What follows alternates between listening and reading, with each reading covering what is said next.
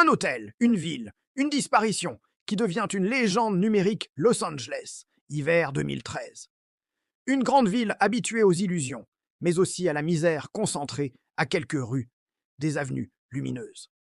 Au cœur du centre-ville, un hôtel à la réputation lourde, anciennement connu comme le Cecil Hotel, accueille des voyageurs, des résidents de passage, des vies qui se croisent sans se voir. C'est là qu'Elisa Lam, 21 ans, étudiante canadienne, s'installe pendant son voyage en Californie.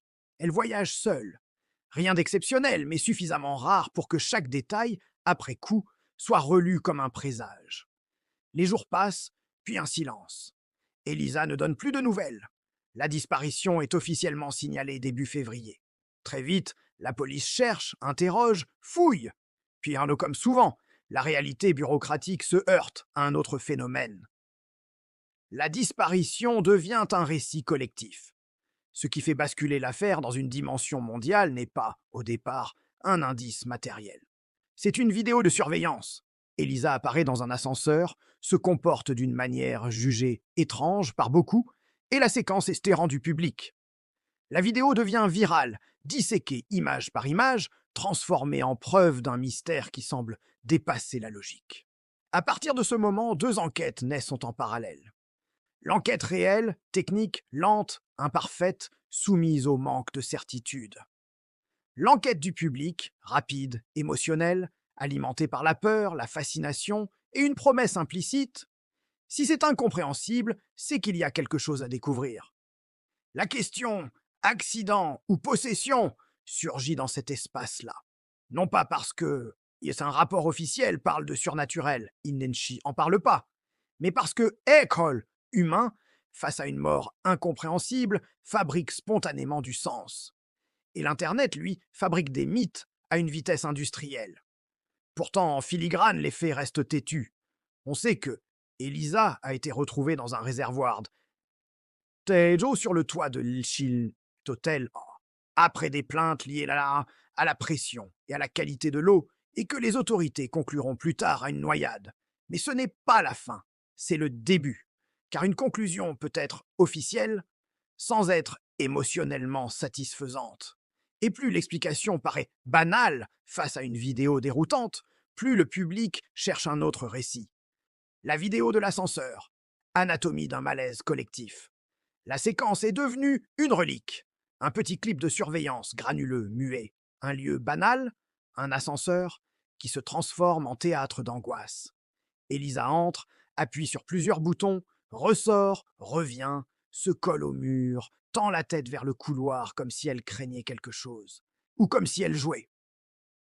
Selon les interprétations, elle se cache, elle fuit, elle communique avec une présence invisible, ou elle se débat avec sa propre perception. Le problème fondamental, c'est que la vidéo ne raconte pas le contexte. Elle montre un corps, pas une cause.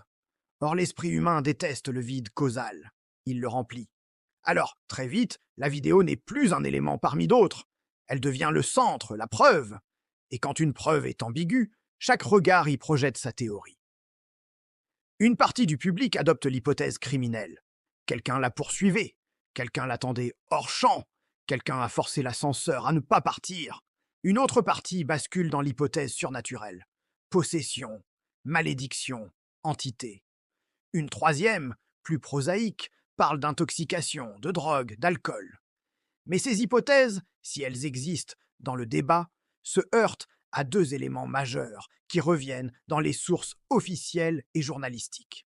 Les autorités n'ont pas décrit d'indices matériels clairs de violence sur le corps. Les examens toxicologiques rapportés publiquement n'ont pas établi une intoxication récréative comme cause de décès, et les responsables médico-légaux ont indiqué que des drogues n'avaient pas contribué au décès. Cela n'empêche pas le mythe. Au contraire, absence un coupable évident, nourrit, idée que il y a un secret. Sur Internet, l'ambiguïté est un carburant.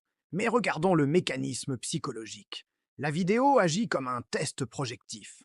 Certains y voient de la peur parce qu'ils ont peur. D'autres y voient une mise en scène parce qu'ils se méfient des institutions. Autres y voient un toucher, irrationnel, parce que la rationalité leur paraît insuffisante face à la mort. Et puis il y a le facteur cinéma. L'hôtel, sa réputation, ses histoires, ses crimes passés, tout cela donne à la séquence une mise en scène involontaire. La vidéo devient une bande-annonce d'horreur et le public réclame un scénario d'horreur. La réalité, elle, est souvent plus triste. Elle ne suit pas un arc narratif satisfaisant. Ce décalage entre l'image qui semble raconter une chasse et elle, j'enquête, qui conclut à un accident, et l'annon espace exact où naît le mot possession. Pas comme diagnostic, mais comme métaphore sociale. L'enquête technique, recherche, accès, toi et la mécanique des impossibles. Une affaire se résout rarement par une seule pièce. Elle se résout par un réseau. Itinéraire, accès, timing, serrure, caméra, témoignage, contraintes physiques. L'affaire Elisa Lam, elle, se transforme en obsession publique parce que elle semble défier une question très simple. Comment une jeune femme peut-elle se retrouver dans un réservoir qui descend haut sur un toit? Les articles et comptes rendus de l'époque décrivent des recherches, des contrôles et une difficulté. L'hôtel n'est pas un laboratoire propre. C'est un bâtiment complexe, avec des zones réservées, des escaliers, des issues, des portes qui séparent le monde des clients et celui du personnel. Un point souvent cité dans la presse. L'accès au toit était théoriquement limité. Un article du Los Angeles Times indique que une des voies des accès, était une porte verrouillée réservée aux employés, et qu'elle était équipée d'un système d'alarme et qu'une autre voie possible était un escalier issu de secours, Fire Escape. Or, en investigation, limité ne veut pas dire impossible. Cela veut dire il faut tester les scénarios. Un scénario criminel suppose soit une intrusion, quelqu'un l'emmène, soit une contrainte, elle est-il forcée, soit une manipulation de l'environnement, accès facilité, alarme contournée. Un scénario accidentel suppose un enchaînement de comportements et d'opportunités. Elisa atteint le toit, trouve un accès au réservoir, y entre, puis n'arrive pas à en sortir. Ce qui rend le deuxième scénario difficile à avaler, c'est l'imaginaire du réservoir. On se figure une trappe lourde, un espace claustrophobe, un cercueil d'eau. Mais elle, enquête et les rapports médico-légaux fixent un cadre. Elisa a été retrouvée dans une cuve et l'état du corps correspond à une présence prolongée dans l'eau, sans traumatisme externe rapporté. Puis vient elle. Élément le plus dérangeant, la découverte d'un homme arrive pas grâce à une preuve héroïque, mais à un symptôme banal. Des plaintes sur l'eau. Là encore, la réalité déçoit le storytelling. Et précisément pour cela qu'elle fascine.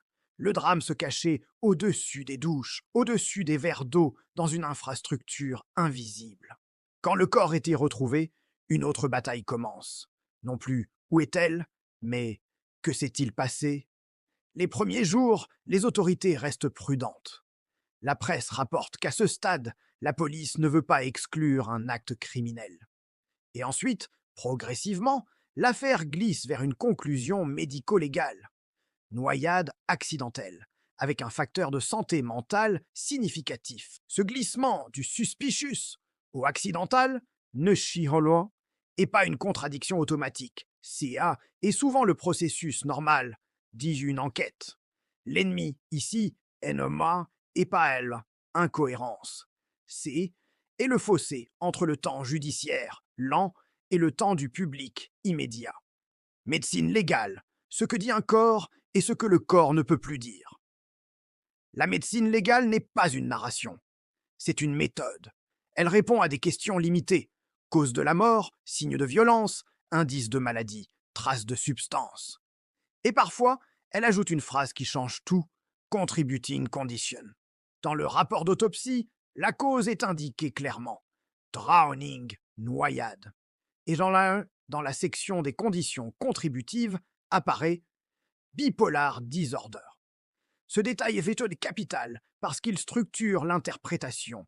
Il ne s'agit pas d'un mystère surnaturel. Il s'agit d'un décès par noyade dans un contexte où un trouble bipolaire est reconnu comme facteur significatif. Le rapport mentionne également absence de traumatisme externe évident, evidence of External Traumatic Injury, NON. Et un article du Los Angeles Times rapporte que les autorités médico-légales, N, n'ont pas relevé de signes visibles de traumatisme et que les tests toxicologiques n'ont rien trouvé qui ait contribué au décès. Ensuite viennent les détails que Hello Internet a souvent exploités sans précaution. Elisa N n'était pas vêtue au moment où elle a été examinée, et le rapport décrit des vêtements inspectés séparément. Dans beaucoup d'affaires, la nudité post-mortem est immédiatement interprétée comme violence sexuelle.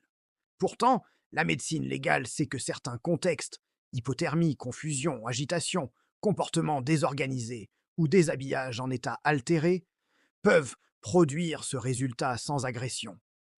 Et dans ce dossier précis, ce sont les éléments de traumatisme et les conclusions publiques des autorités qui cadrent l'analyse, pas l'imaginaire. Là où l'affaire devient difficile, c'est sur les questions pratiques. A-t-elle pu ouvrir la trappe seule? A-t-elle pu la refermer? Pourquoi n'a-t-on pas retrouvé sa trace plus tôt si des chiens ont été utilisés? Pourquoi l'ascenseur semble-t-il se comporter bizarrement? Ces questions existent parce qu'elles ressemblent à des failles dans l'explication accidentelle. Mais une enquête n'explique pas toujours chaque détail. Elle atteint un seuil de probabilité judiciaire, ce qui est compatible avec les preuves et ce qui ne l'est pas. À ce stade, il faut rappeler un principe. Le corps ne peut pas raconter le film complet, surtout après des jours dans l'eau, avec décomposition, altération. Le rapport médico-légal fixe des points forts, cause, absence de trauma externe noté, conditions contributives, mais il ne peut pas reconstruire à la minute près l'itinéraire sur le toit. Et c'est précisément ce que le public ne supporte pas. Une vérité médico-légale qui laisse une zone grise narrative. Dans cette zone grise, possession devient un mot de substitution, un mot qui signifie « je n'arrive pas à accepter que ce soit arrivé ainsi ». Psychologie, quand la réalité intérieure ressemble à un film de fantôme. Parler de santé mentale dans un true crime exige une rigueur particulière. Le risque est double, romantisé, génie maudit, ou diabolisé, folle dangereuse. Ici, l'enjeu est autre. Comprendre comment un trouble de l'humeur peut, dans certaines circonstances, produire des comportements qui paraissent surnaturels à un observateur extérieur. Le trouble bipolaire, notamment dans ses phases maniaques ou mixtes, peut s'accompagner de agitation, impulsivité, désorganisation, sentiment d'être menacé, hypervigilance, perception altérée, parfois idées délirantes, errance, actes incohérents, retrait soudain et surtout un rapport au danger profondément modifié. Dans un état de crise, la personne peut fuir une menace qui n'existe pas objectivement, interpréter des coïncidences comme des signaux se cacher, parler à une présence, ou adopter un comportement qui ressemble à une scène de poursuite. Exactement ce que la vidéo de l'ascenseur évoque à tant de gens. C'est ici que la question possession peut être traitée de manière académique, non pas comme phénomène réel, mais comme lecture culturelle d'un comportement. Histoire humaine est remplie de moments où on a appelé possession ce que on ne savait pas nommer. Épilepsie, psychose, intoxication, traumatisme, dissociation. Aujourd'hui, on peut dire, parfois, la souffrance psychique se voit de extérieure comme une mise en scène de récits horreurs, et s'école est précisément parce que elle est invisible de intérieure. Le rapport d'autopsie rattache explicitement le dossier à un trouble bipolaire comme condition contributive. Et la presse locale rapporte cette même ligne. Noyade accidentelle, trouble bipolaire significatif. Cela ne résout pas tout, mais cela fournit une hypothèse psychologique cohérente. Un épisode de désorganisation, une errance, une montée sur le toit, un acte impulsif, entrée dans la cuve, et un enfermement fatal, incapacité à sortir. Rien de tout cela n'exige un démon, une malédiction ou un complot. Cela exige seulement un moment de crise, dans un environnement qui offre des pièges. Il faut aussi parler du cadre. Voyager seul, dans une grande ville, dans un hôtel au voisinage dur, peut augmenter stress, isolement et vulnérabilité. Dans certaines crises, le stress n'est pas la cause unique, mais il agit comme accélérateur. Et enfin, il y a la psychologie du public. Elle, Internet adore les récits où l'invisible est coupable. Parce qu'un coupable invisible n'est jamais innocenté. Il reste toujours possible. La possession est une hypothèse indémontrable, donc éternelle. L'accident, lui, est insupportable parce que il est banal et parce que il signifie cela peut arriver sans intention, sans monstre, juste par convergence de fragilité. Le vrai crime. Comment une vidéo transforme un décès en mythe et un mythe en machine. Si l'on devait isoler le vrai crime de cette affaire, ce ne serait pas forcément un meurtre. Ce serait la transformation d'une tragédie personnelle en produit culturel. L'affaire Elisa Lam a été reprise, réinterprétée, adaptée. Netflix en a fait une mini-série documentaire, Crime Scene, The Vanishing at the Cecil Hotel, ce qui montre à quel point l'histoire est devenue emblématique. Mais bien avant Netflix, Internet avait déjà écrit son propre scénario. Vidéo ralentie, analyse d'ascenseur, expertise amateur, accusations implicites, soupçons sur le personnel, sur l'hôtel, sur des inconnus hors champ. Ce mécanisme a un coût humain. À chaque fois qu'un cas devient viral, des gens réels deviennent des personnages. Des familles sont forcées de lire des hypothèses extravagantes sur la mort d'un proche. Des inconnus peuvent être harcelés. L'enquête peut être parasitée par de fausses pistes. Et plus subtilement, le public finit par confondre mystère et preuve. Or, les pièces solides qui reviennent, elles, sont simples. Une découverte dans une cuve d'eau sur le toit. Une cause médico-légale, noyade. Une condition contributive, trouble bipolaire. Une absence de traumatisme externe notée dans le rapport. Le reste, la possession, les entités, les conspirations, appartient surtout à la zone où l'humain lutte contre l'absurde. Alors, accident ou possession? Sur le plan des preuves disponibles publiquement, explication accidentelle, est celle qui S.O. aligne avec le dossier médico-légal et les déclarations rapportées par la presse. La possession, elle, fonctionne comme un miroir. Elle dit plus sur notre besoin de récit que sur événement lui-même. Et voici la clôture la plus dure, mais la plus honnête. Dans certaines affaires, la vérité n'est pas un twist. C'est une collision silencieuse. Vulnérabilité psychique, plus environnement à risque, plus hasard. Et si cette conclusion dérange autant, ce n'est pas parce qu'elle est faible. C'est et parce que elle est terrifiante autrement. Elle ne promet pas que, en évitant un monstre, on évite la tragédie. Le mystère de la vidéo restera probablement un symbole. Mais la mort d'Elisa Lam, elle mérite d'être regardée avec une rigueur qui protège la dignité. Une jeune femme, une crise possible, une suite des événements fatalement ordinaires. Et un monde qui préfère croire aux fantômes plutôt qu'à la fragilité humaine.